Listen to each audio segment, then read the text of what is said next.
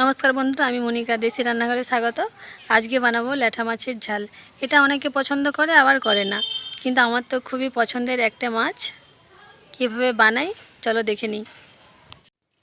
ল্যাঠা মাছ কেটে ধুয়ে নিয়েছি, লবণ হলুদ খুব ভালোভাবে মেখে নিয়েছি। কড়াইতে তেল দিয়ে মাছগুলো সব ভেজে নেব। তেল গরম হয়ে গেছে, এবার মাছগুলো ভেজে নিচ্ছি। মাছ ভাজা হয়ে গেছে,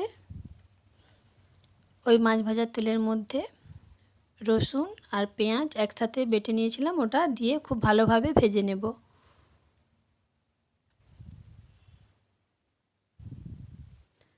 ভাজা হয়ে গেছে, এবার আমি এর মধ্যে দিয়ে দেব হলুদের গুঁড়ো,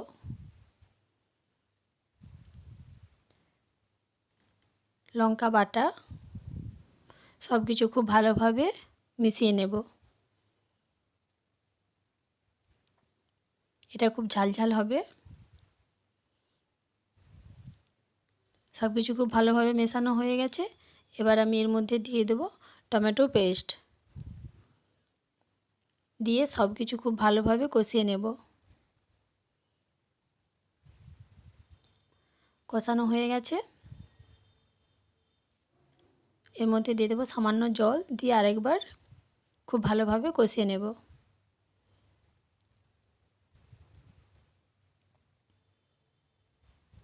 খুব ভালোভাবে কষানো হয়ে গেছে, তেল ছেড়ে গেছে।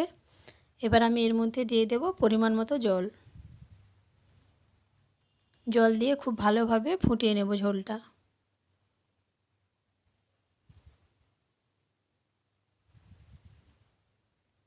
ফুটে গেছে,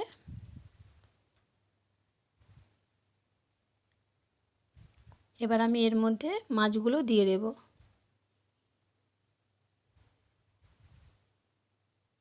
মাছগুলো দিয়ে একটু নেড়ে নিয়ে আরও কিছুক্ষণ ফুটিয়ে নেব।